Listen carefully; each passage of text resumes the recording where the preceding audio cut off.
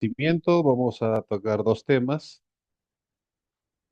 interesantes, sencillos, de fácil dominio y que definitivamente es muy interesante que ustedes lo puedan saber y entender, ¿no?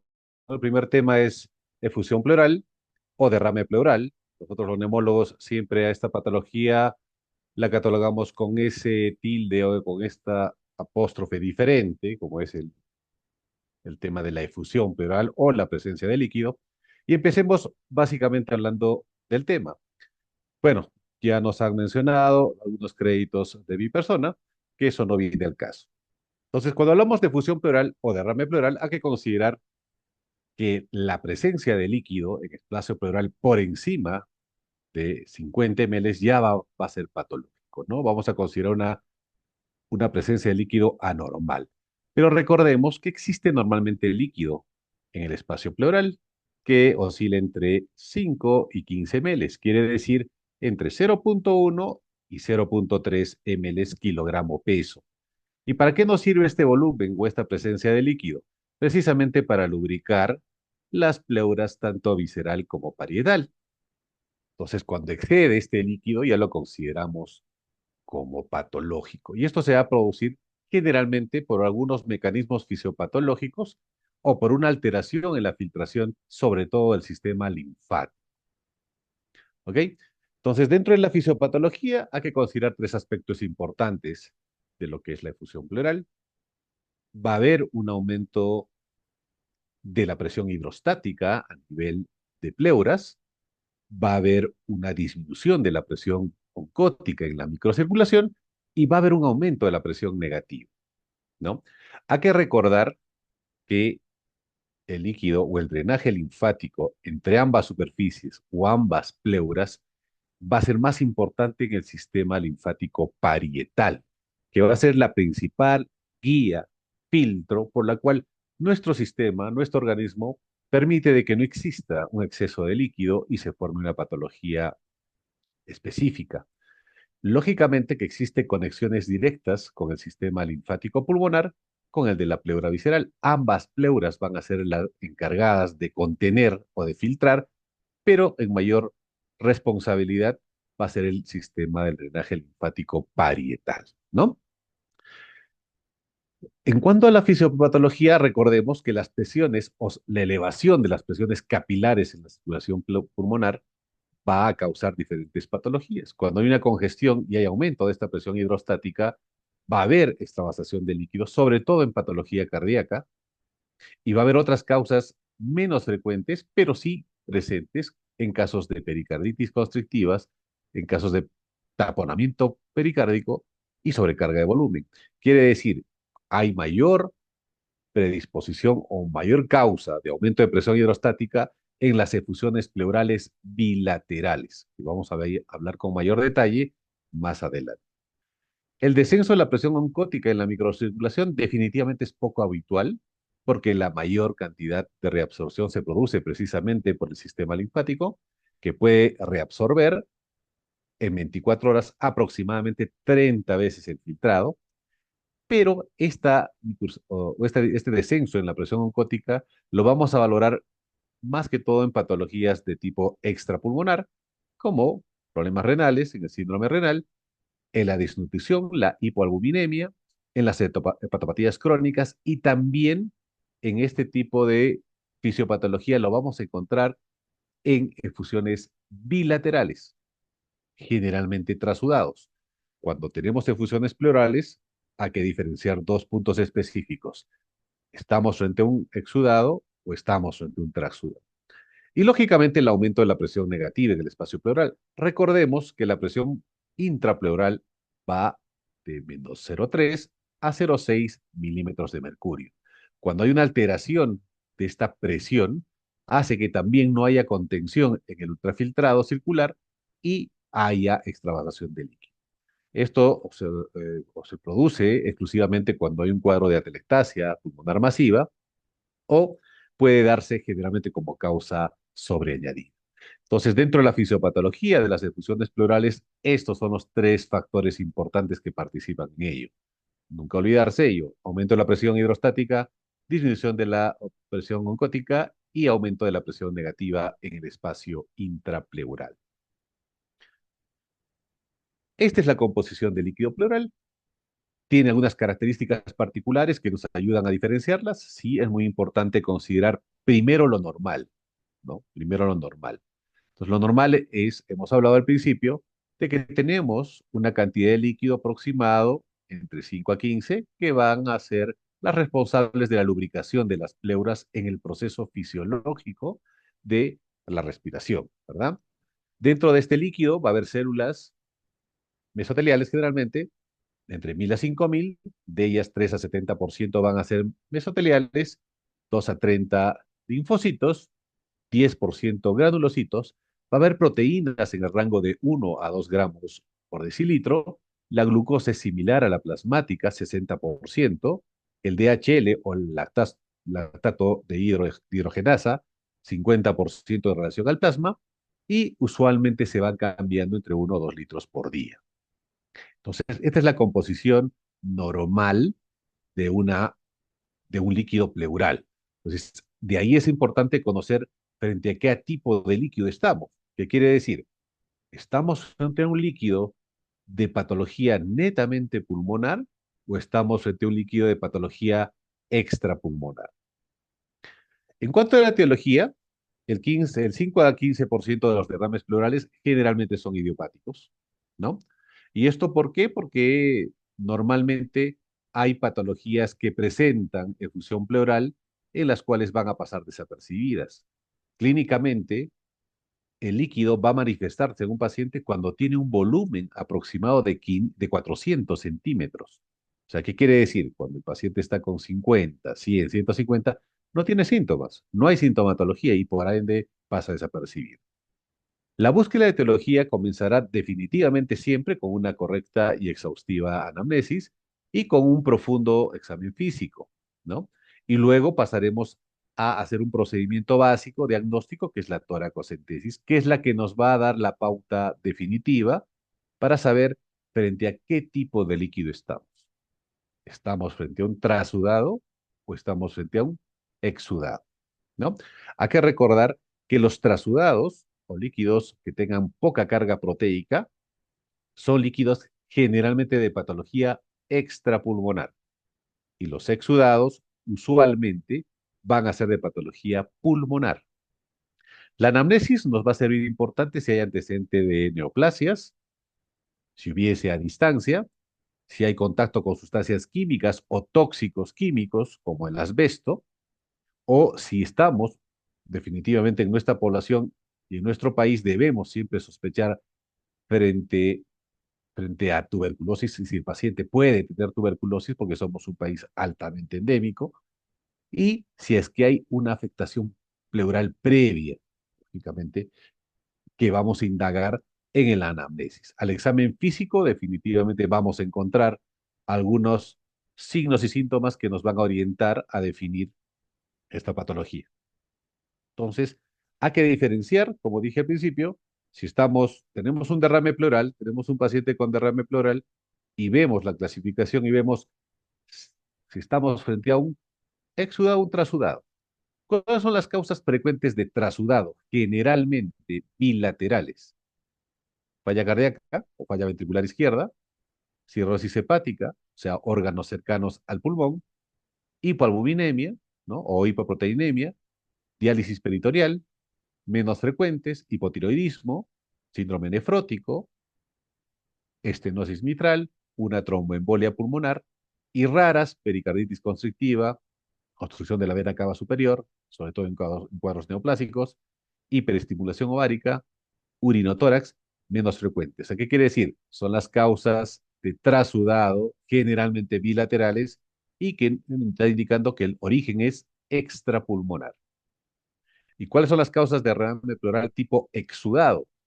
Las más frecuentes en orden de frecuencia, para nosotros, infecciosos, neumonías, enfermedades micóticas, tuberculosis pleural en nuestro medio y malignidad, neoplasias. Pero si estamos en Europa, esta sería la clasificación.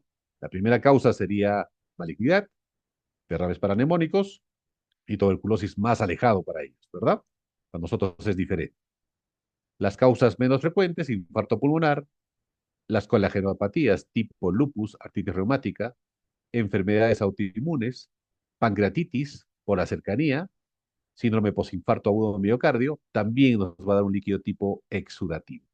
Y más raras, medicamentos como la amiodarona, nitrofurantoína, infecciones micóticas y el síndrome de uña amarilla nos van a considerar como causas fundamentales de exudado. Entonces, para definir el exudado del trasudado es importante siempre conocer o tener el conocimiento de los criterios de Lai. ¿Y cuáles son los criterios de Lai? Básicamente existe dos componentes. Un criterio de Lai modificado que solo tiene tres criterios y un criterio de Lai completo que es el que estoy presentando, ¿no? Uno es el aspecto para diferenciar entre trasudado y exudado. Claro, trasudado, turbio si es exudado, el LDH menor de 200, trasudado, mayor a 200, exudado, o dos terceras partes del DHL sérico, exudado, proteínas menor a 0,5, trasudado, exudado mayor a 0,5, esta es de la división de las proteínas séricas con la de líquido pleural, el DHL menor a 0,6, trasudado, perdón, mayor a 0,6 exudado, la albúmina o proteínas menor a 3,1 trasudado, mayor a 3,1 gramos decilitro exudado, la glucosa mayor a 60 trasudado, menor a 60, o sea, consumo exudado, River alta negativo trasudado, positivo para exudado, la densidad menor a 1012 trasudado, mayor a 1012 exudado. Algunos ejemplos, los temas cardíacos, insuficiencia cardíaca, cirrosis hepática para trasudado y para exudado tuberculosis, ¿no? Entonces, estos son los criterios de like que todos debemos. Lo básico es que sepan tres de los criterios, que es el like modificado, que es la relación de proteínas mayor a 0,5, el LDH mayor a 0,6 y el LDH solo mayor a 200 o en este caso mayor a los 2/3 del DHL sérico. Basta un solo criterio positivo de estos tres últimos que he mencionado, que son los criterios de Light modificados, para considerarlo exudado. ¿Ok? Entonces, es importante tener en cuenta ello. ¿Qué es lo que hay otras pruebas que nos apuntan claramente a diferenciar si es exudado o trasudado, dependiendo de nuestros laboratorios? A veces nuestros laboratorios no nos envían estos datos analíticos con precisión o con ese detalle, y nos podemos valer de algunos puntos específicos, como por ejemplo la deshidrogenasa láctica menor a 45, trasudado, mayor a 45, exudado, el colesterol menor a 45, trasudado, mayor a 45 exudado, las proteínas, el punto de Corde 2,9, solo al ver proteínas podemos diferenciar. Si en nuestro citoquímico de líquido pleural vemos proteínas que estén por encima de 2,9, ya debemos diferenciar que este es un exudado sin ver los otros resultados analíticos que quizás no los tengamos. O la diferencia de proteínas directas menor a 1,2 gramos trasudado o mayor a 1,2 gramos exudado de líquido pleural, ¿no? Los criterios de Lai, como pueden ver en la tabla inferior, tienen una sensibilidad bastante alta, de 98%, una especificidad también considerable, de 83%. Considerar solo el colesterol también tiene una especificidad más alta en realidad, con solo determinar colesterol, ¿no? Y la albúmina también, ¿no? Tiene una sensibilidad y una especificidad bastante alta. Por eso que tomamos en cuenta el tema de las proteínas. Proteínas que tengan o identifiquemos más de 2,9 o 3 gramos de cilitro, automáticamente ya estamos frente a un trasudado, o perdón, un exudado, y ahí hay que definir la conducta porque nos está sugiriendo que la patología necesariamente es pulmonar. ¿Cuáles son los síntomas? Los cuales nos va a dar una efusión pleural, el famoso dolor pleurítico. Habíamos dicho al principio que uno de los síntomas importantes es precisamente esa sensación de agitación del paciente, la disnea. Y y el dolor, que son por lo cual el paciente viene a urgencia o a la consulta. Lógicamente que el dolor o la sintomatología va a depender específicamente del volumen que tengamos. ¿Por qué? Porque si tenemos menos de 400 mililitros, no va a haber una sintomatología franca, ¿no?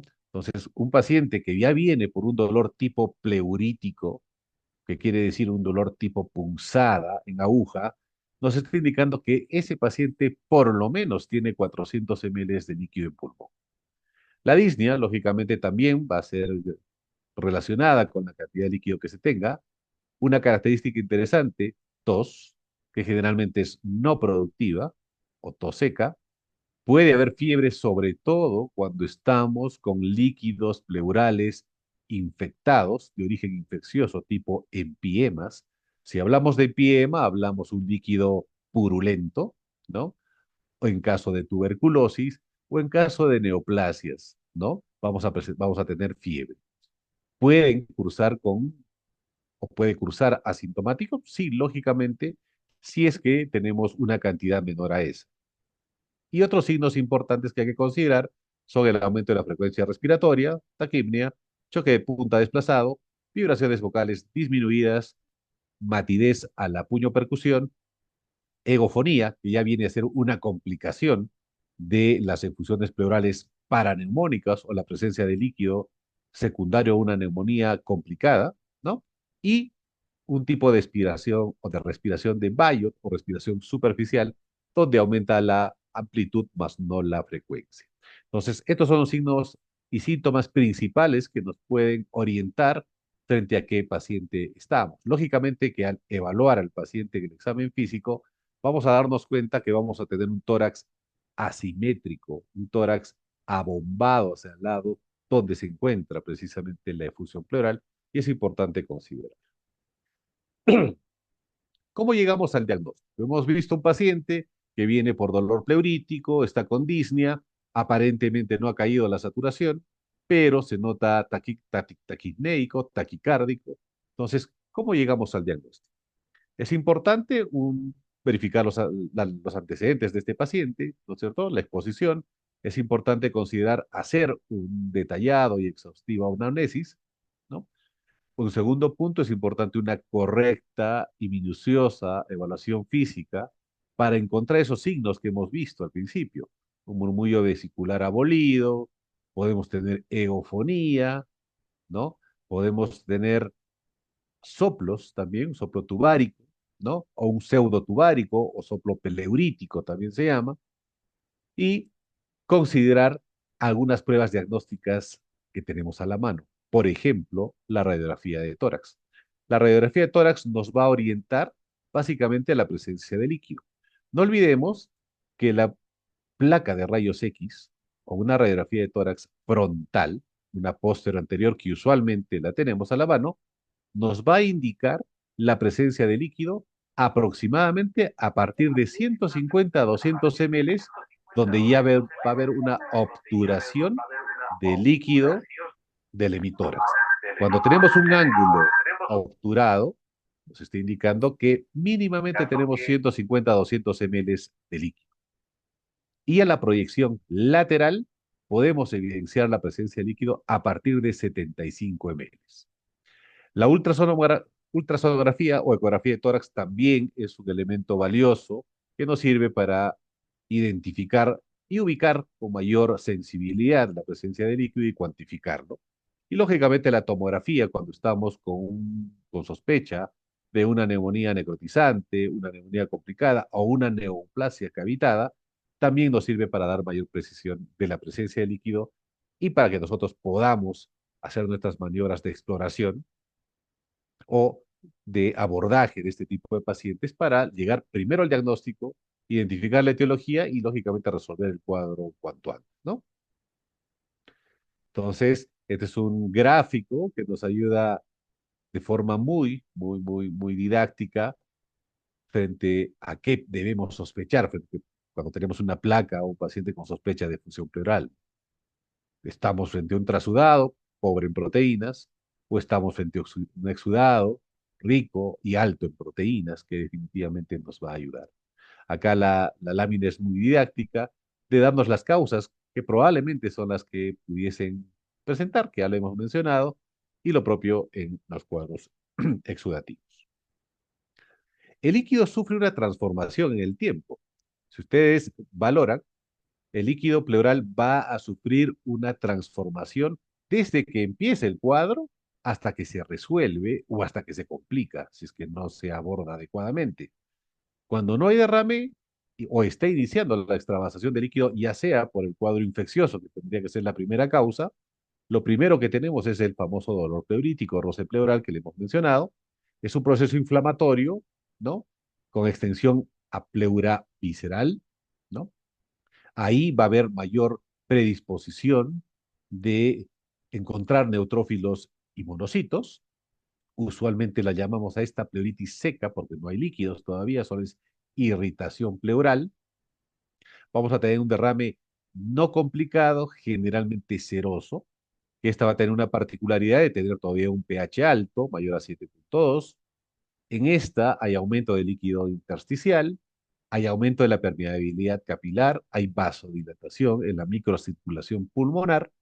Ahí empieza a actuar nuestra cascada inflamatoria, nuestras interleucinas, la 1, 2, la 8, el factor de necrosis tumoral, y a esta etapa la vamos a llamar fase exudativa, en la cual se está produciendo el líquido.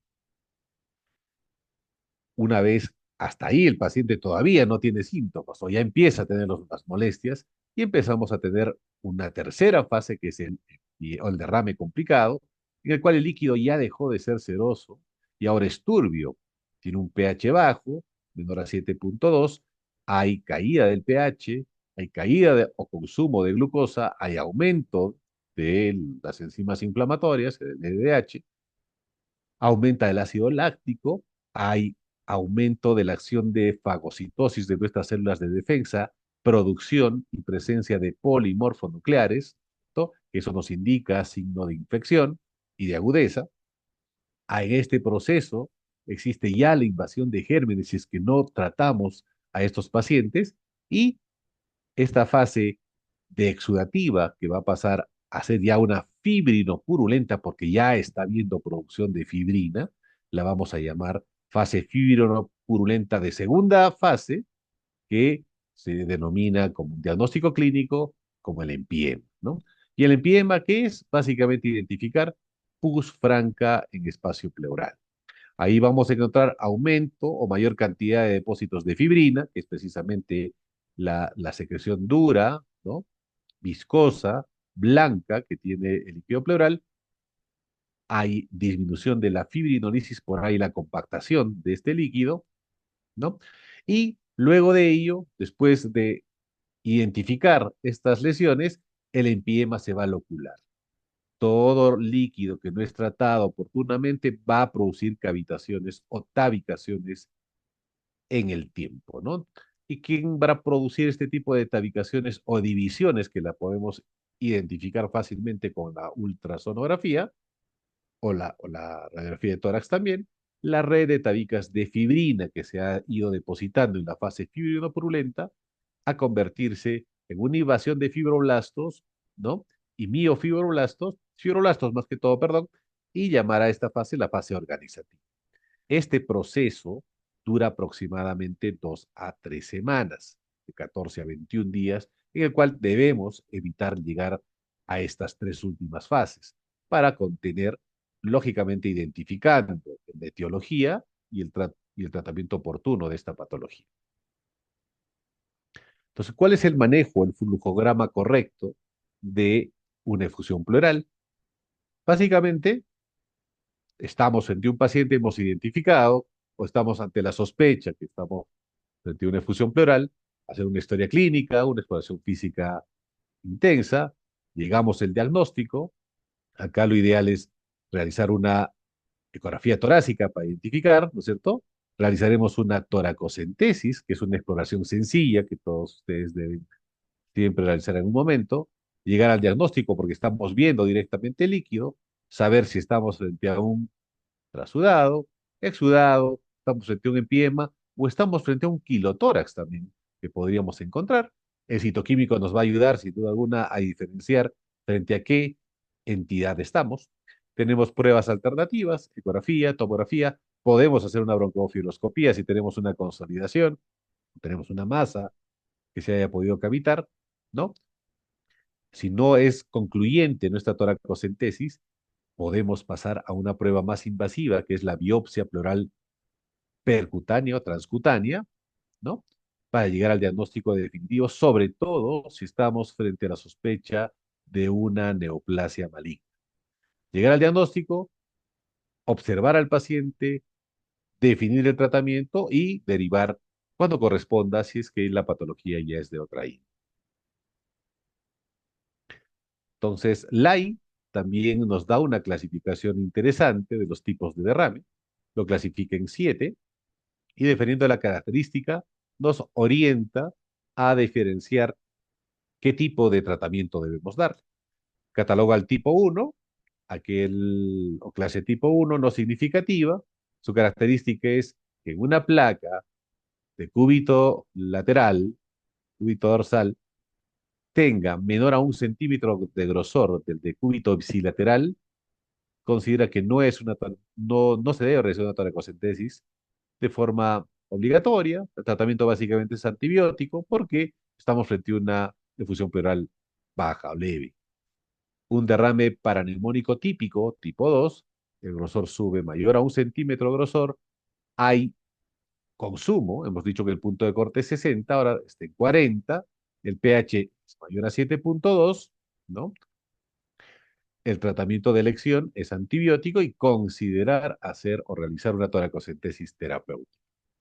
Un derrame pleural casi complicado, pH cae, ese es uno de los marcadores o biomarcadores, 7 a 7,2, un DHL mayor a 1000, gran y cultivo negativos, los cultivos no están identificando gérmenes, y el tratamiento es antibiótico, tubo de drenaje torácico y considerar el uso de fibrinolíticos, ¿no?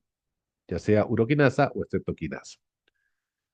El grado 4 es una efusión pleural complicada simple, un pH menor a 7, perdón, gran y cultivo positivo, no hay localizaciones, no está loculado, tampoco hay pus todavía, y el tratamiento sigue siendo el mismo, antibiótico, colocación de tubo de drenaje torácico y el uso de fibrinolíticos.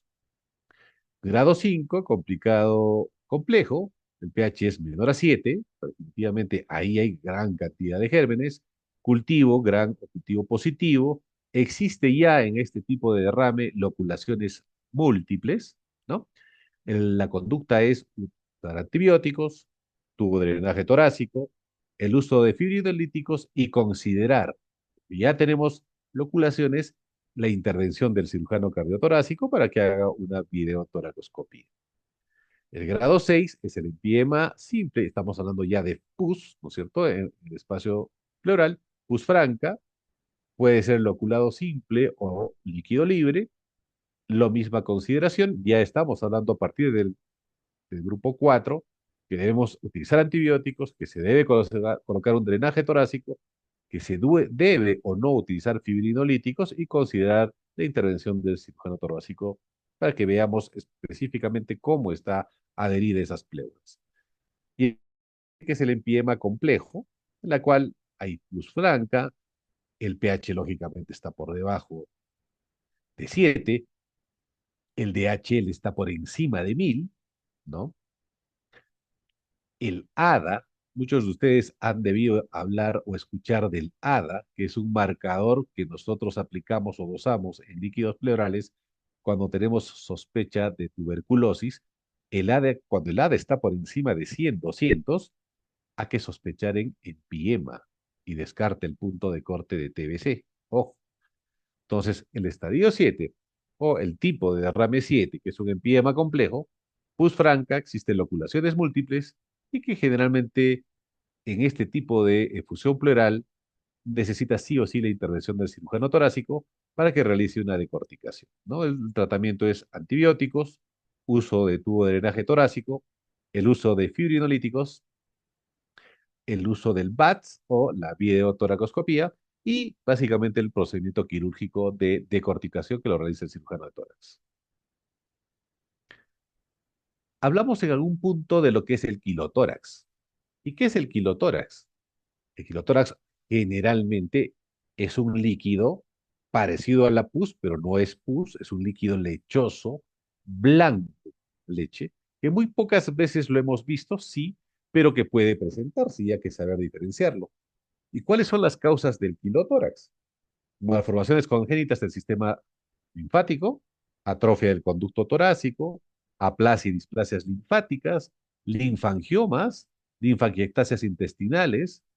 En cuanto a neoplasias, ¿cuáles pueden producir quilotórax? Linfomas, carcinomas metastásicos, el sarcoma de Kaposi en pacientes VIH, la presencia de tumores mediastínicos, las famosas 4Ts en tórax, teratoma, óseo retroesternal, timoma y aneurisma aórtico, que pudiesen condicionar también la presencia de quirotórax.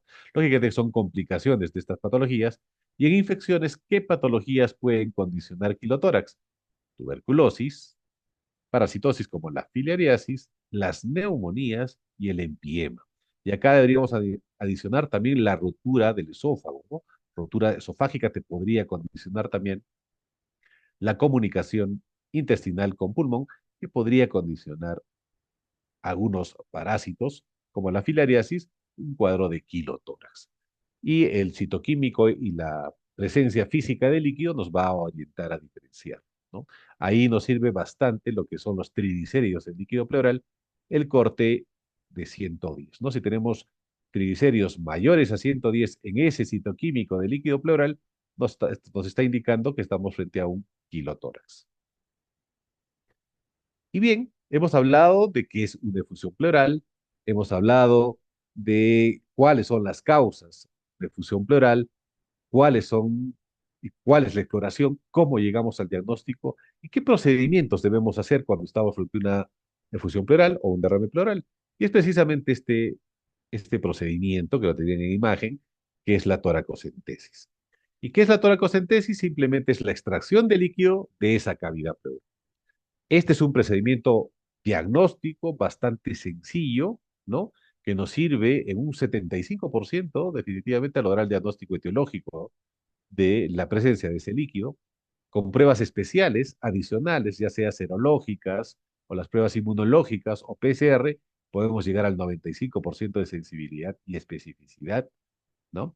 Sobre todo, por ejemplo, ahora, tuberculosis, ya que tenemos la técnica del GeneXpert, que tiene una sensibilidad bastante alta y nos está dando bastantes pacientes positivos a tuberculosis pleural con beca positivo, con beca convencional negativo, perdón, y a GeneXpert positivo, la muestra se saca precisamente por este procedimiento. Puede realizarse cuando tenemos una opacidad pleural que mida más de 10 milímetros, estamos hablando de 1 centímetro, ¿no? De ancho de la placa de tórax.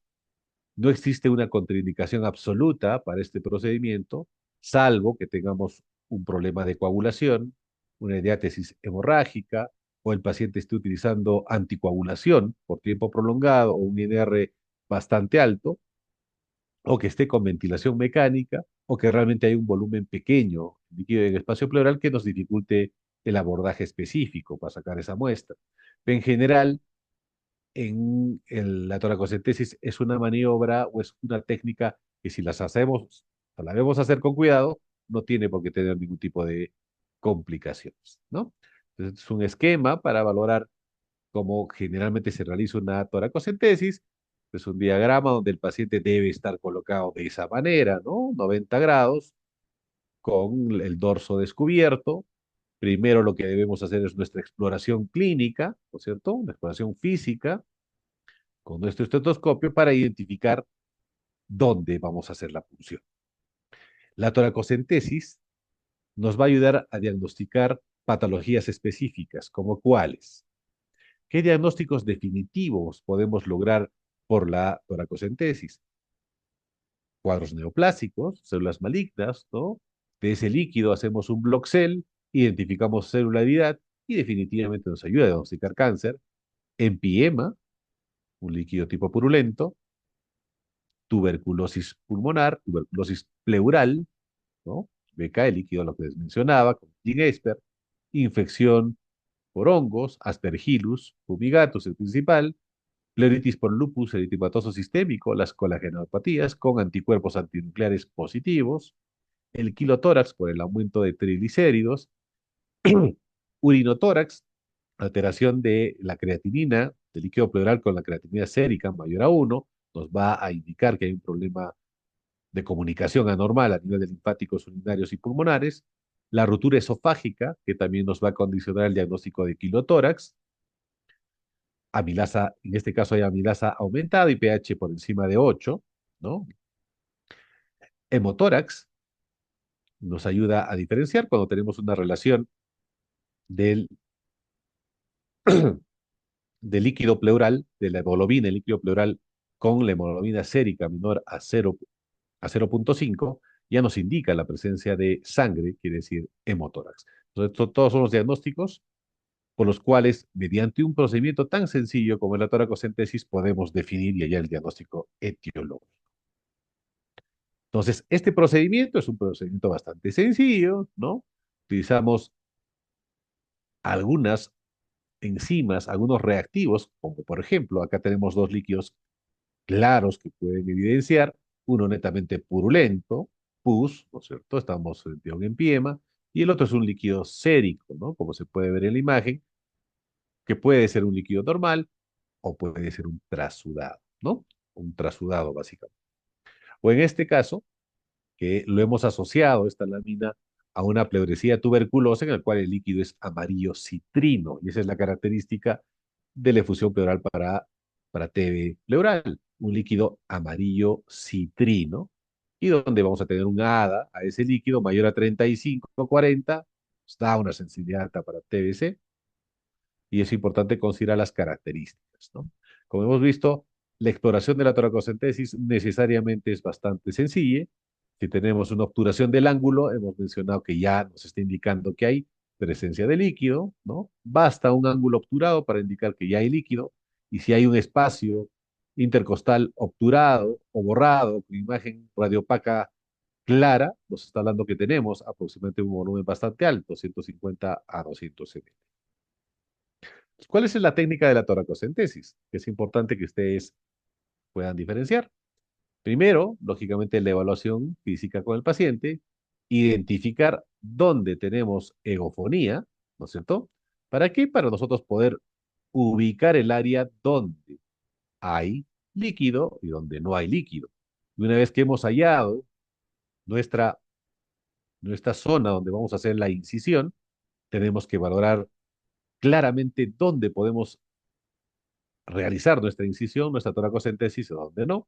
Recordemos, este gráfico es bastante esquemático de que el paquete nervioso de la zona torácica está debajo, ¿no? O en la parte inferior de los arcos costales. Entonces, ¿qué quiere decir? Que en la parte superior de los arcos costales podemos hacer nuestro procedimiento o nuestra incisión sin ningún problema porque no hay mayor paquete vascular en esta zona superior que podamos dañar algún nervio o algún vaso que pueda causar algún sangrado o una hemorragia secundaria del procedimiento. Entonces, es importante esta parte anatómica porque ustedes diferencien de que el paquete nervioso está debajo de los arcos costales. Entonces, una vez que hemos identificado, lo que debemos hacer es hacer una correcta asepsia y antisepsia, ¿no? De la zona donde vamos a incisionar. Lógicamente, ya sabemos dónde vamos a hacer la incisión.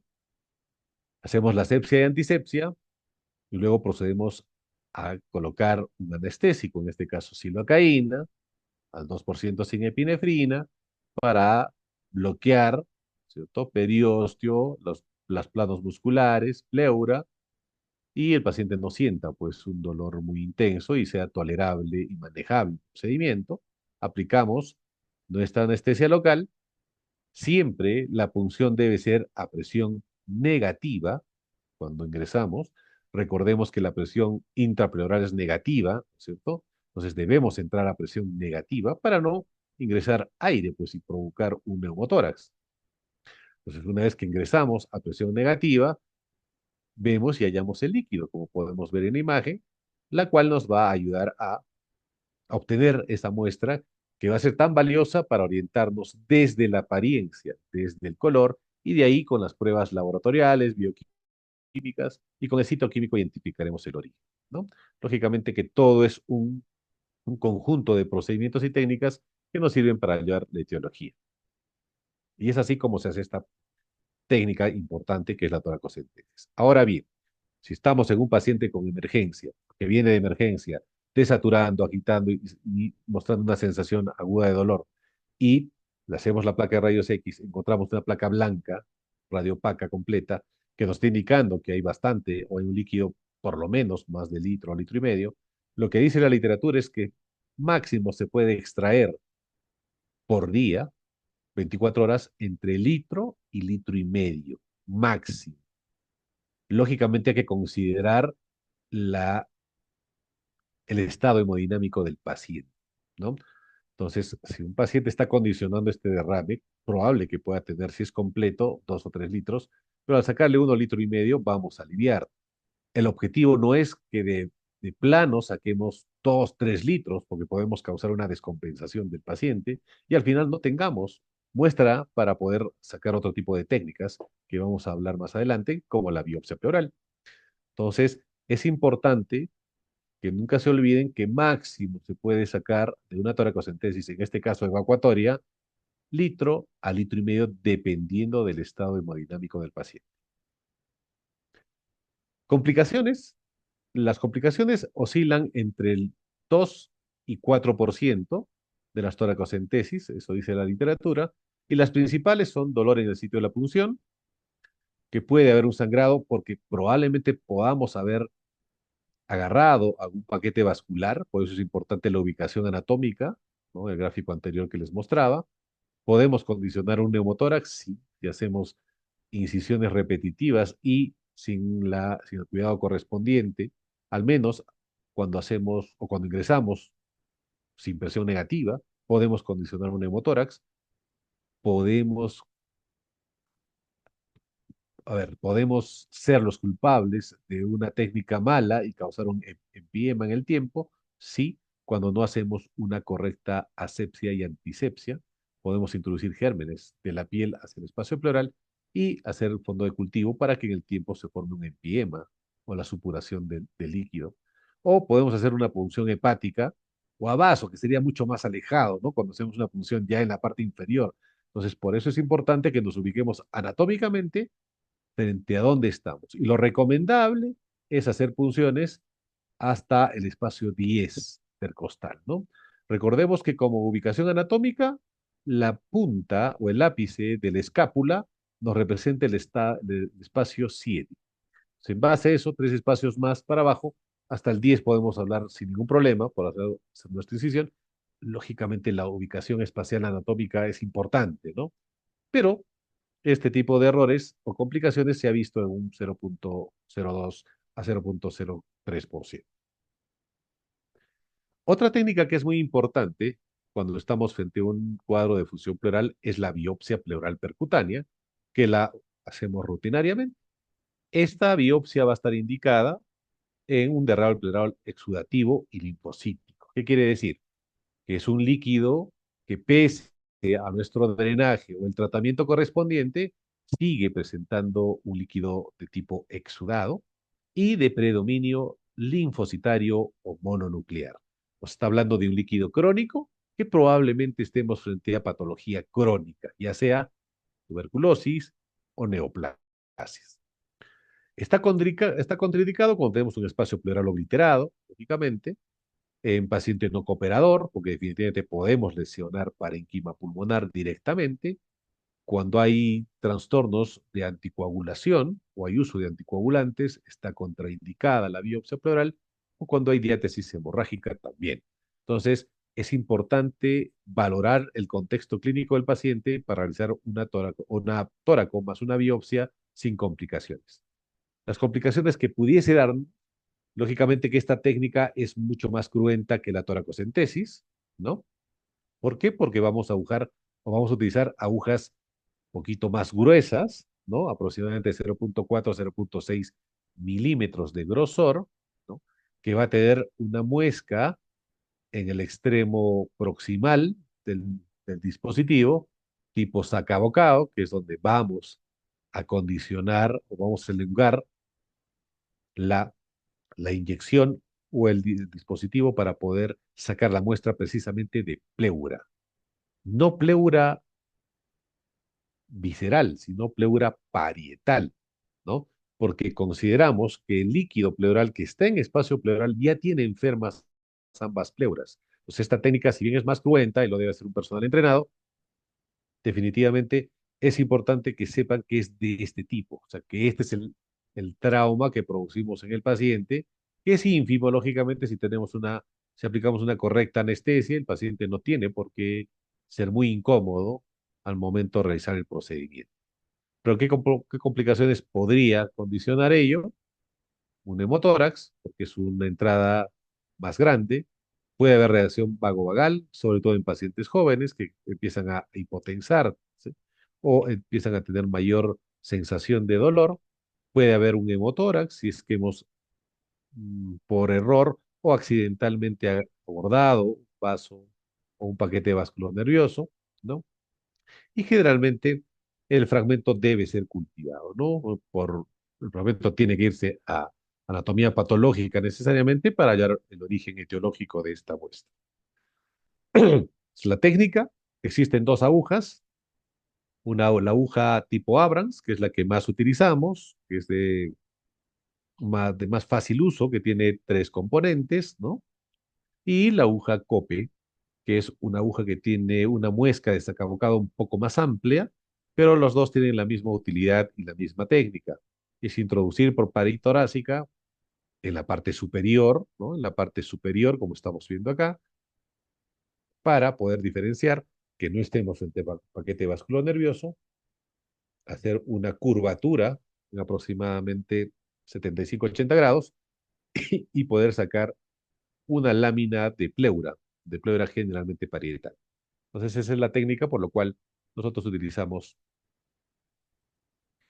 la biopsia pleural para identificar o definir si estamos frente a una tuberculosis, si es que ha sido inespecífico los resultados serológicos, o una neoplasia, generalmente neoplasia.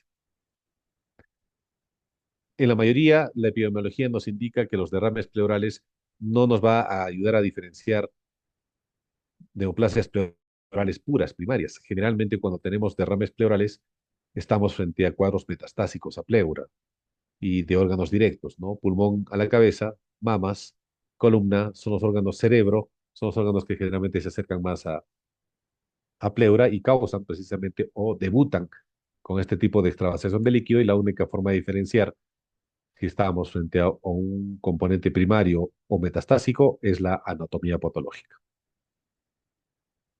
¿Ok? En esta primera parte no sé si tienen alguna pregunta de lo que es efusión pleural, sino para pasar al siguiente tema.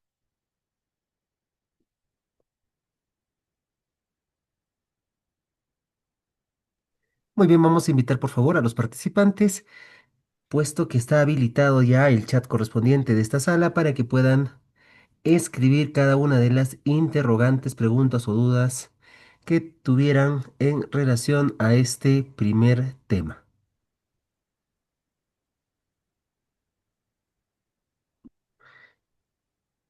Mientras van escribiendo tal vez las preguntas correspondientes, quiero compartirles el enlace del registro de asistencias para el día de hoy.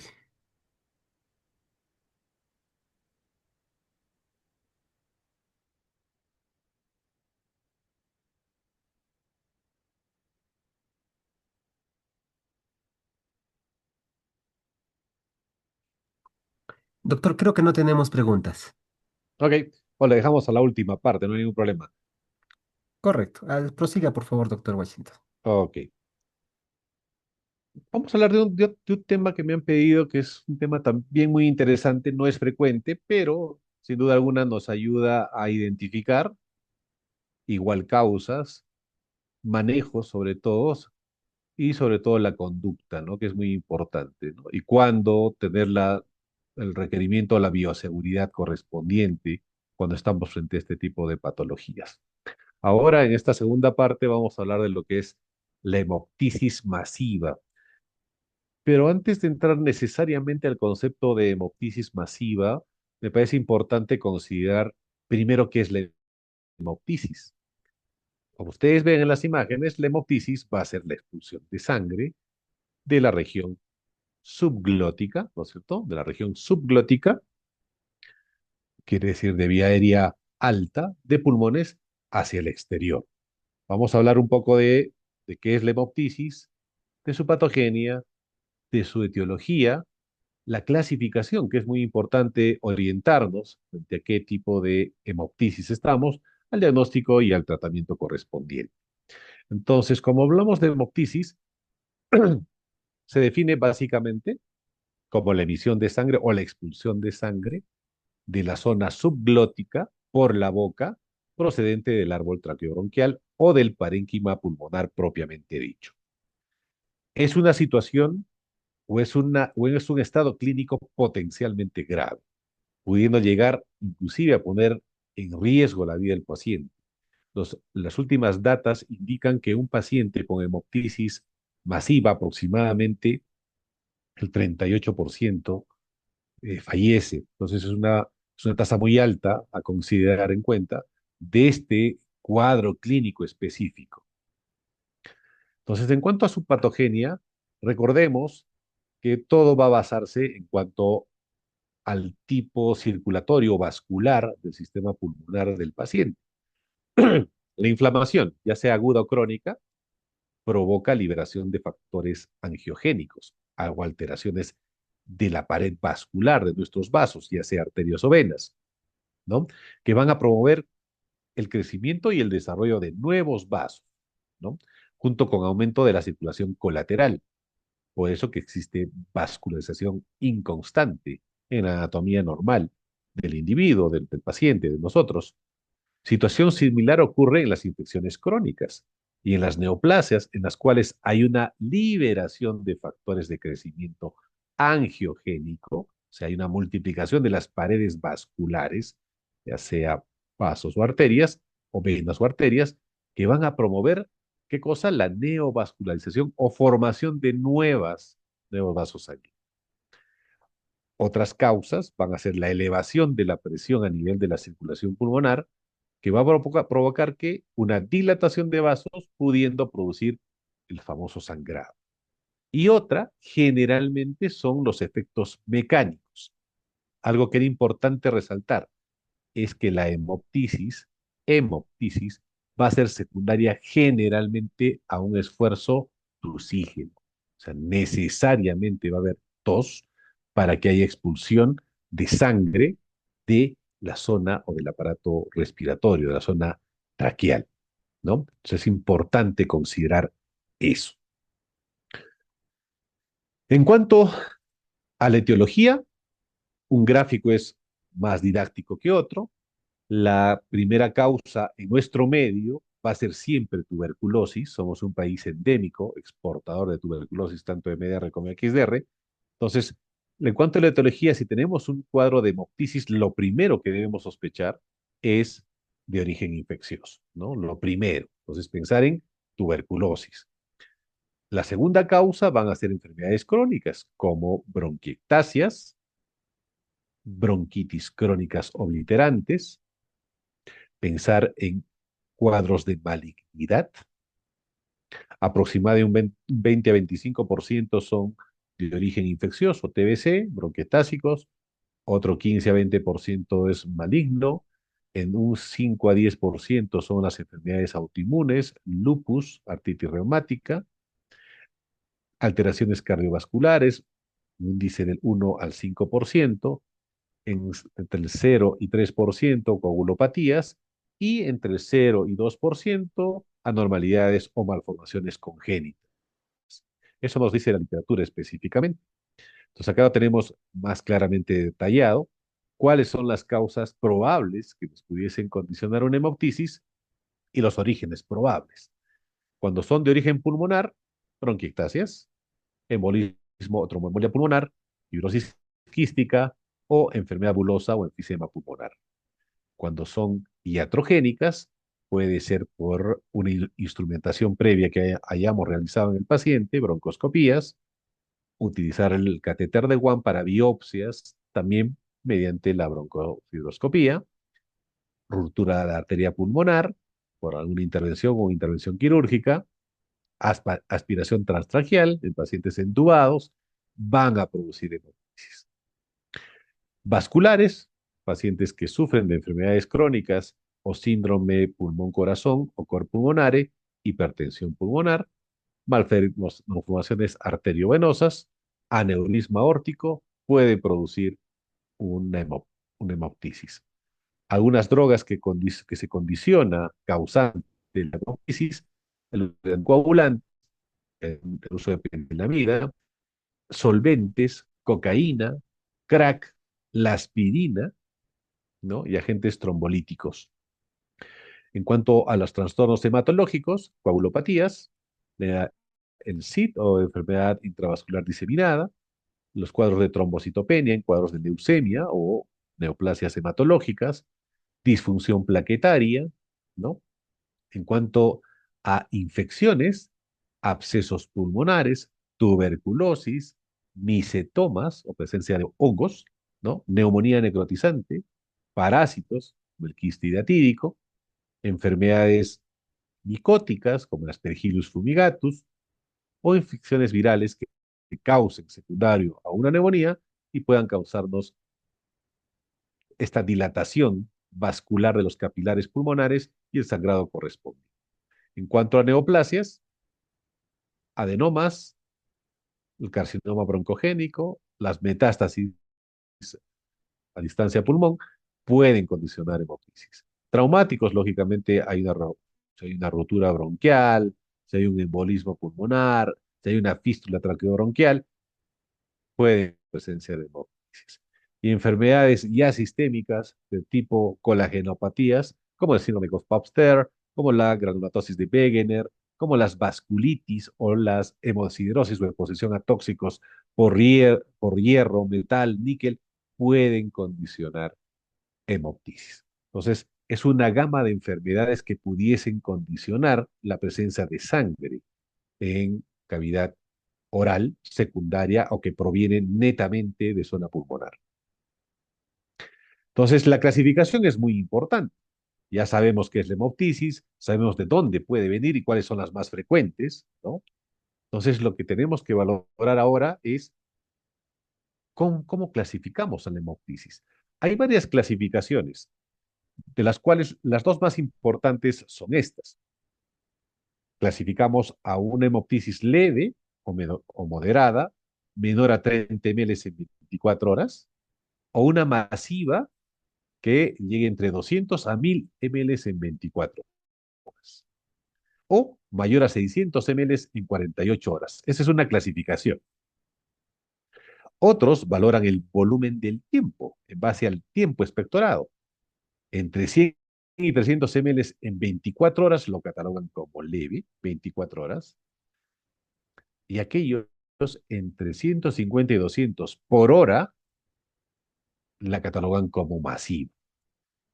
La velocidad de presencia de sangre y la ocurrencia o la aparición de insuficiencia respiratoria considera a un tipo de hemoptisis masivo o cataclísmico. Aquellos, como mencionaba, mayor a 150 a 200 ml por hora y se valora también la capacidad funcional del pulmón.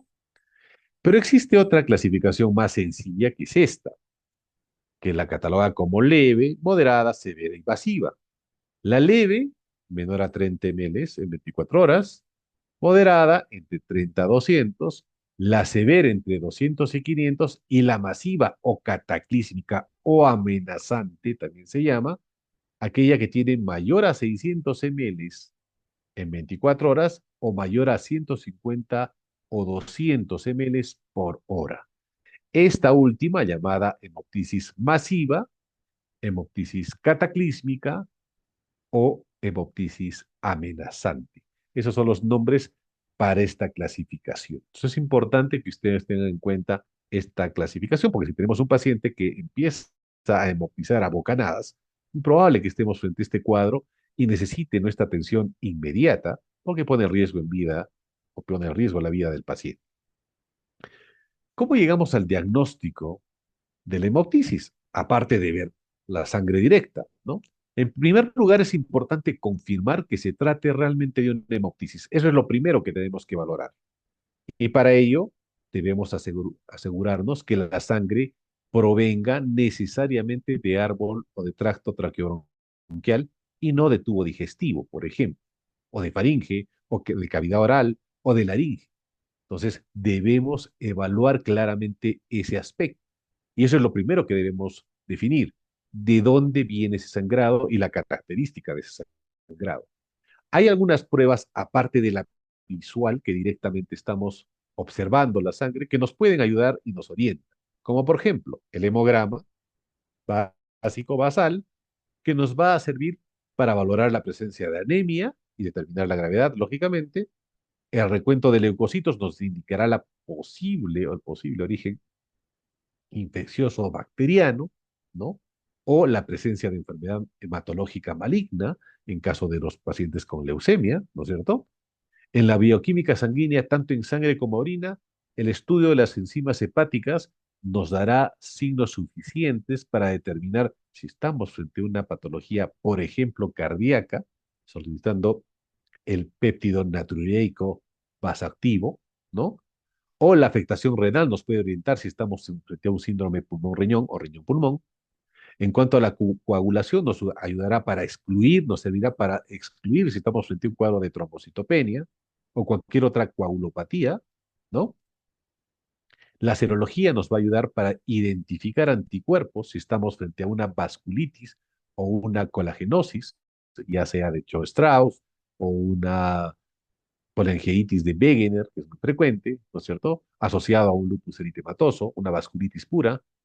Entonces, hay pruebas serológicas y sanguíneas que nos van a ayudar en cuanto a orientarnos frente a qué cuadro estamos. Todo paciente que viene por emergencia, hacemos esta bioquímica sérica basal, ¿no es cierto? Aparte de la radiografía de tórax. La gasometría arterial, esta nos va a indicar la presencia o no y el grado de insuficiencia respiratoria o la cantidad real de oxígeno que está transportando a sangre, pudiendo determinar la situación de necesidad o no de oxígeno. El esputo, otro estudio importantísimo, para descartar primero qué cosa, lo que hemos estado hablando reiteradamente, tuberculosis, ¿cierto? Nos va a ayudar el estudio bacteriológico, nos va a ayudar a identificar si estamos frente a un proceso de micobacteriosis o tenemos algún tipo de citología anormal, sobre todo si estamos en pacientes con hábito tabáquico. Y lógicamente, lo primero que nos va a determinar una orientación diagnóstica va a ser la radiografía básica de tórax junto con la tomografía, ¿no? Entonces, la radiografía nos sirve ¿para qué? Para orientar la etiología, identificar el lugar de sangrado, que eso es muy importante, ¿no? Nos ayuda a detectar las causas frecuentes de la hemoptisis, como tuberculosis, como bronquiectasias, como neumonías, como abscesos o tumores o masas en pulmón, que las podemos claramente diferenciar por medio de una radiografía de tórax. Entonces, desde el punto de vista radiológico, ¿qué podemos identificar? ¿Qué causas de hemoptisis podemos sospechar cuando tenemos el paciente que ha venido con un episodio de hemoptisis franca, lo hemos evidenciado, le sacamos una placa de rayos X y cómo nos puede ayudar este método diagnóstico de imagen a orientarnos frente a cuál pudiese haber sido la causa? Si tenemos una telectasia en la placa de rayos X, hay que sugerir o sospechar en tuberculosis pulmonar, en carcinoma de pulmón, un adenoma pulmonar, en una bronquiectasia. Estamos frente a telectasias. Si tenemos un patrón alveolar localizado, generalmente cuando tenemos patrones alveolares, nos orienta a que probablemente estemos frente a una neumonía bacteriana, podemos estar frente a una tuberculosis pulmonar, podemos estar frente a una tromboembolia pulmonar también. Si tenemos un patrón alveolar difuso, podemos sospechar en una neumonía, una tuberculosis pulmonar, una hemorragia alveolar. Si tenemos o evidenciamos cavitaciones en esa placa de rayos X, pensar en una tuberculosis pulmonar siempre en la cabeza, carcinoma pulmonar, absceso pulmonar, una neumonía necrotizante con cavitación, la presencia de bulas infectadas, la presencia de un micetoma o si estamos frente a una vasculitis por una enfermedad de Wegener. Si vemos una banda parenquimal o un ileopatológico o engrosamiento ilear, pensar un carcinoma de pulmón, una tromboembolia pulmonar o una tuberculosis pulmonar. Y si encontramos nódulos y masas en esa placa, lógicamente pensar en un carcinoma pulmonar, pero pudiese ser también un quiste datídico o enfermedad parasitaria, o estamos frente a una fístula arteriovenosa, o una vasculitis de Wegener, o una neumonía redonda también. Es importante el contexto clínico del paciente y la anamnesis, lógicamente. Y si esta hemoptisis está cruzando y encontramos un patrón de obturación de ángulo como una efusión o un derrame pleural, pensar en un carcinoma pulmonar, en una tromboembolia pulmonar, en una neumonía o una tuberculosis. Si se dan cuenta, siempre los patrones radiológicos también nos van a orientar a tener una causa etiológica definida, cómo actuar. Entonces, estos dos cuadritos nos enfrentan y nos indican cómo debemos actuar frente a esos cuadros desde el punto de vista del diagnóstico. Entonces, tenemos una radiografía de tórax patológica.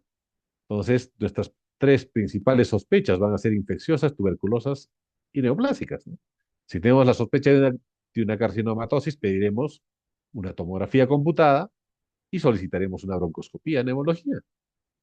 Si hay sospecha de tuberculosis, porque probablemente tenemos un patrón en árbol en brote apical, pediremos las muestras serológicas correspondientes, las baciloscopías, aquí en expert, o pediremos una broncoscopía si el caso fuese negativo. Y si tenemos en el patrón, un patrón en guante o en dedo de guante o en sospecha de bronquiectasias en la radiografía de tórax, pediremos una tomografía torácica para diferenciar con mayor claridad el diagnóstico definitivo. Y si tenemos una radiografía que no tiene alteraciones radiológicas palpables, hay que valorar los factores de riesgo. Y en esto va a entrar la edad. Si es para un mayor de 40 años fumador, si no tiene esa característica de ser mayor de 40 años y ser fumador, habrá que pensar que es un esputo hemoptoico aislado, hacer el seguimiento correspondiente. Si esta vuelve a presentarse, hacer una broncoscopía, una radiografía y una TAC torácica, hacer seguimiento y si es que vuelve a presentarse el cuadro, mediante, al tener la tomografía, realizar una broncoscopía para buscar el origen de este hemoptisis. Pero si este paciente ha presentado hemoptisis, tiene una placa limpia y tiene estos antecedentes, mayor de 40 años, y tiene hábito tabáquico, lo que se debe hacer definitivamente para identificar la causa de este sangrado es una tomografía y pedir y solicitar una broncofibroscopia. Entonces, desde el punto de vista radiológico ya nos orienta a tener una sospecha clínica definitiva. Pero es algo muy importante que lo dije al principio, es definir primero de dónde es ese sangrado. Y este cuadro me parece muy interesante porque hay que definir si el sangrado es de tubo digestivo, o vía aérea alta, o vía orofaringe alta, y de pulmón.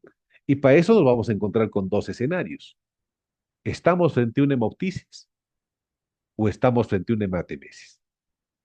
Lo primero que valoramos es cómo se expulsó la sangre. Ojo, que la hemoptisis necesariamente debe ser secundario a un acceso de tos. Ojo, siempre.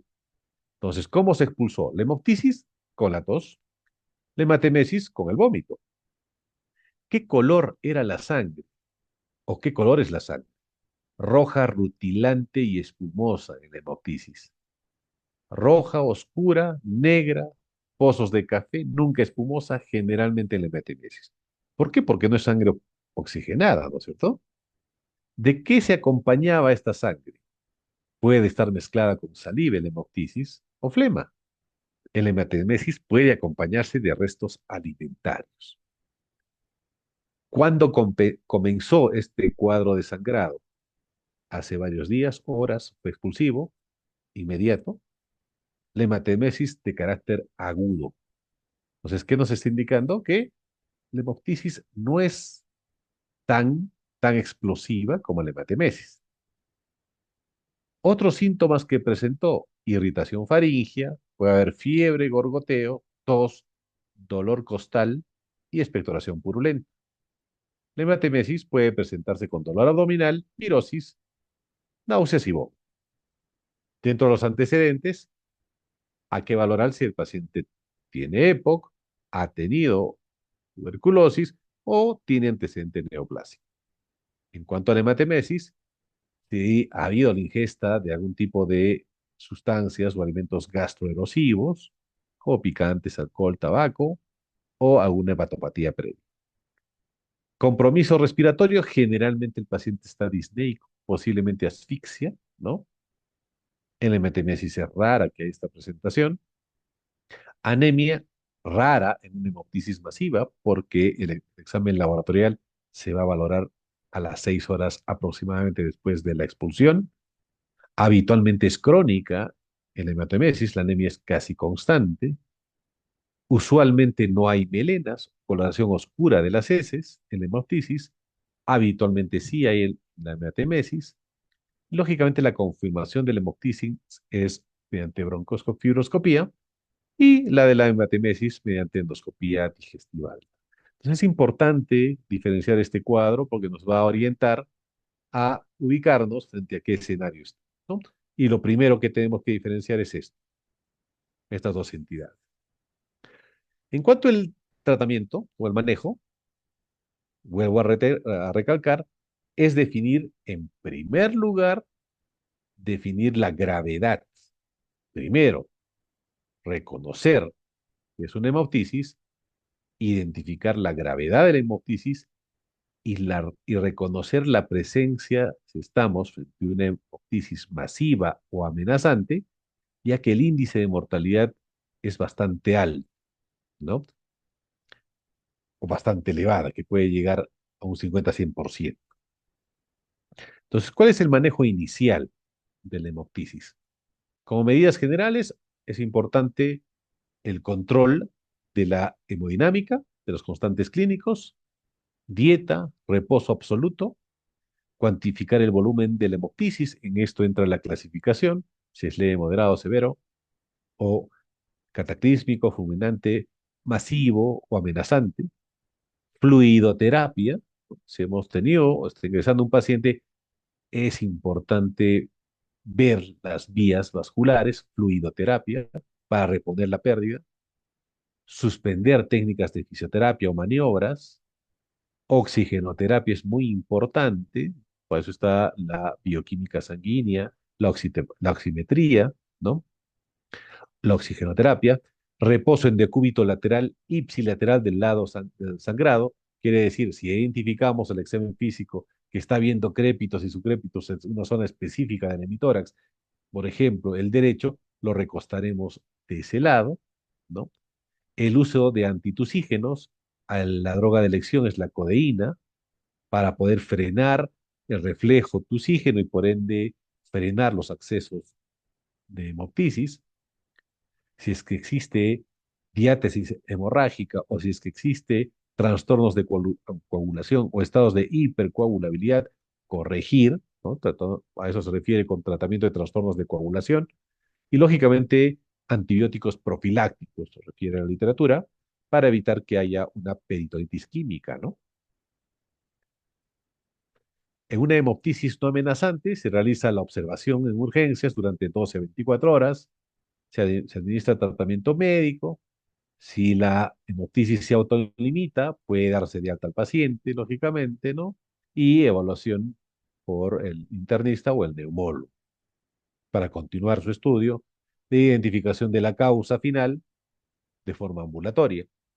Pero si la hemoptisis es persistente o recurrente, se debe ingresar al paciente y se le debe realizar una radiografía de tórax, una tomografía o una angiotomografía más una broncofibroscopía, al menos durante las primeras 48 horas, ¿no? Para identificar la causa, dado que este periodo de tiempo, las primeras 48 horas, son de vital importancia para resguardar la seguridad y la vida del paciente. Hay que recordar que la mortalidad de pacientes con hemoptisis masiva se aproxima al 38%, por lo cual su manejo y acción debe ser inmediata para asegurar fundamentalmente la vía aérea, porque el paciente no se va a morir de choque hipovolémico, se va a morir de la obstrucción y la falta de permeabilidad de la vía aérea, porque la sangre va a taponar todo el árbol respiratorio, fundamentalmente. Entonces, ¿qué debemos valorar? Puntos específicos en el tratamiento. Uno, está contraindicada la ingesta de alimentos o líquidos, más aún de fármacos, dieta o restricción oral absoluta. Se debe colocar al paciente de cúbito lateral sobre el pulmón supuestamente hemorrágico. En caso de desconocer el origen de la hemoptisis, es aconsejable poner al paciente en posición de Trendelenburg o oblicua superior, 35 a 40 grados. Se recomienda disponer lógicamente de una vía venosa amplia para perfundir suero salino fisiológico o sangre o derivados hematopoyéticos, ¿no? Que tengan una buena velocidad de perfusión. En sentido estricto, es necesario administrar oxígeno suplementario en caso haya una hipoxemia identificada, marcada, ya sea por oxímetro de pulso o por gasometría arterial. Ante un paciente con compromiso respiratorio importante, se le debe intubar al paciente preferentemente con tubo intratraqueal de 8 French a más. Entonces, es importante el manejo inmediato del paciente, porque si estamos con un paciente que está expulsando, dando bastante sangre, más de 200 por hora, es claramente evidenciable, y hasta con trastorno hemodinámico, con desaturación y trastorno del sensorio, estamos frente a un cuadro de una hemoptisis severa que podría condicionar la muerte del paciente y por ende la indicación es la intubación absoluta. Entonces, estos diagramas nos indican a cómo actuar frente a este tipo de cuadros. Estamos frente a una hemoptisis no amenazante. Si es aislada, tratamiento médico, observación durante 12 a 24 horas. Si remite, alta hospitalaria y visita por neumología para la correspondiente evaluación e investigación del origen del sangrado. Y si es que no hay remisión en este periodo de tiempo, ingreso hospitalario. Si es persistente o recurrente, pero no amenaza la vida, o sea, no hay trastornos todavía hemodinámicos, ni respiratorios, ni ventilatorios, tratamiento médico, pediremos una tomografía o una angiotomografía en las primeras 48 y se realizará una broncofibroscopía de emergencia. Valorar en este caso la intervención del cirujano torácico, si es que es persistente el sangrado, para poder realizar una embolización o valorar una intervención quirúrgica si el sangrado es masivo, sobre todo si estamos frente a una fístula arteriovenosa o una malformación arteriovenosa que se haya roto, y lógicamente el manejo necesariamente es hospitalario en este tipo de casos.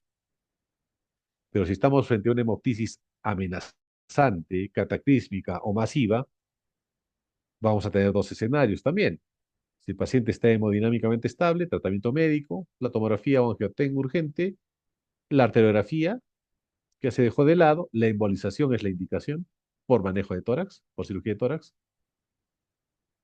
y si no, cirugía, el tratamiento de elección sería el adecuado. Pero si el paciente está hemodinámicamente inestable, necesariamente el paciente colocarlo en posición de seguridad, que quiere decir el cúbito lateral del pulmón supuestamente afectado, asegurar la vía aérea, que es lo principal, por eso hacen paro los pacientes y por eso para la tasa de mortalidad alta de esta patología o de este signo clínico, y el intercambio gaseoso, ¿no?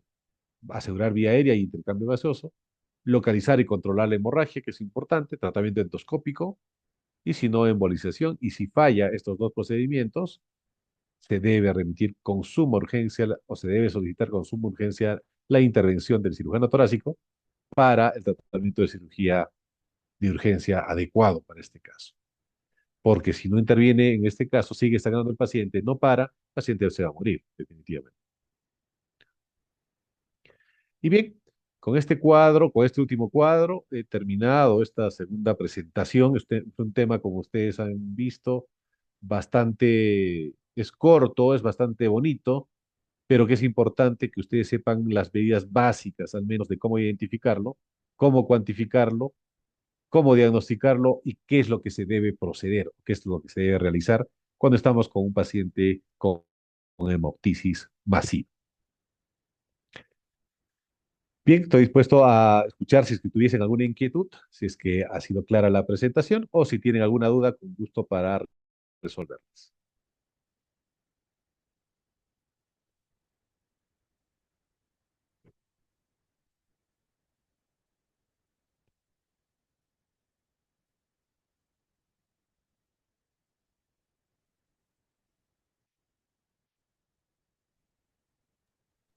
Muy bien, vamos a invitar una vez más, por favor, a los participantes para que puedan hacer llegar a sus preguntas, dudas o consultas en relación a este segundo tema desarrollado esta tarde, hemoptisis masiva, a través del chat correspondiente de esta plataforma Zoom. Para todos aquellos participantes, si tienen alguna pregunta relacionada. Mientras tanto, mientras van escribiendo tal vez su pregunta correspondiente, indicar que después de esta ponencia vamos a tener la participación de la doctora Kelly Quirita González con el tema de ventilación no invasiva.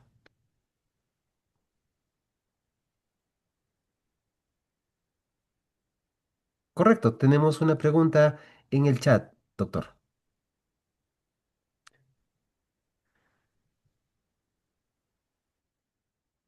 Ok, la consulta por chat indica cuántos días dura una hemoptisis en el paciente con tuberculosis. Sin duda alguna, una fecha o un estimado de tiempo no va a ser posible visualizarlo. Si es un paciente con tuberculosis activa, con lesión cavitaria, sin duda alguna van a ser varios días de presentación. Usualmente, como hemos visto en una de las láminas, las hemoptisis son de forma progresiva, no es de forma brusca. Aproximadamente 7 días antes que venga a consulta el paciente y empieza a tener rasgos sanguíneos. La tuberculosis, después del tratamiento, aproximadamente a las 7 a 14 días, vamos a tener la obturación o cicatrización de esa lesión. Entonces, si tenemos un paciente con TB activa, va a estar sangrando todos los días hasta que empecemos tratamiento. Punto de corte, 7 a 14 días.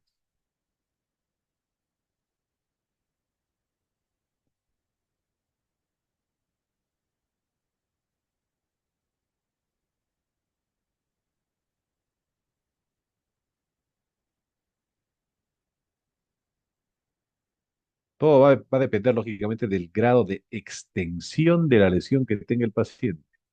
Porque si es un paciente que tiene comprometido todo un lóbulo, sin duda alguna la sangre va a ser mayor, ¿no? Acá hay otra pregunta que dice, ¿cuánta sangre ha expectorado en total? ¿Ha sido una pequeña cantidad o ha habido episodios de sangrado más abundante? No entiendo la pregunta. Cuando catalogamos un cuadro de episodio de hemoptisis leve, hablamos de que está en menos de 30 centímetros por día. Esa es una leve. No es acumulativo, es por día, ¿no? Cuando lo catalogamos como una moderada, entre 30 a 200, y una masiva o catalísmica mayor a 600 en 24 horas, o que tenga entre 150 a 200 por hora, ese volumen catalogamos como masiva o cataclísmica. No sé si a eso se refiere en cuanto a la pregunta.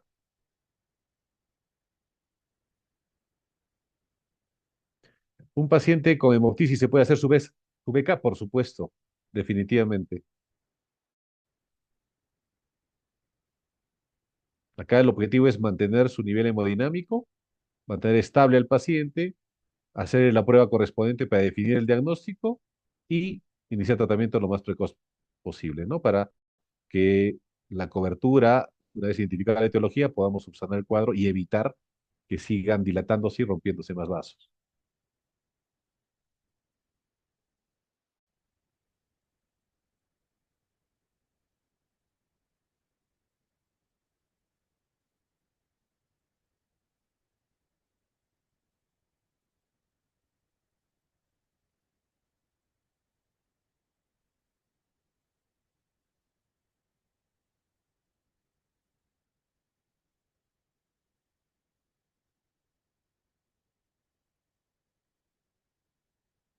La hemoptisis en cuántos días disminuye cuando el paciente está ya en tratamiento. En realidad es de inmediato.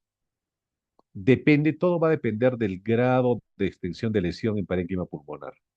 Si es pequeño, una vez iniciado el tratamiento, a las 48 o 72 horas va a remitir casi por completo, pero depende del grado de extensión, definitivamente.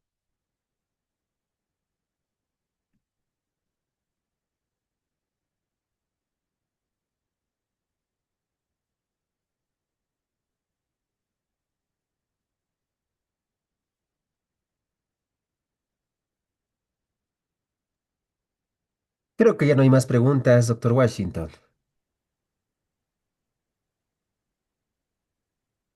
Ok.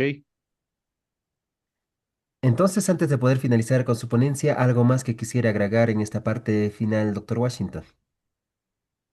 Reiterar el agradecimiento. Si tienen alguna duda, ahí están mis números. Con toda confianza me pueden escribir cualquier duda que puedan tener. Estoy dispuesto a ayudarlos en lo que se pueda. Muy gentil y muy agradecido a todos ustedes por la atención. Más bien el agradecimiento hacia su persona a nombre del Instituto INAIDER, que es el Instituto Andino de Investigación y Desarrollo Regional Laguna de los Cóndores, Perú. Esperando contar en un próximo curso con su participación.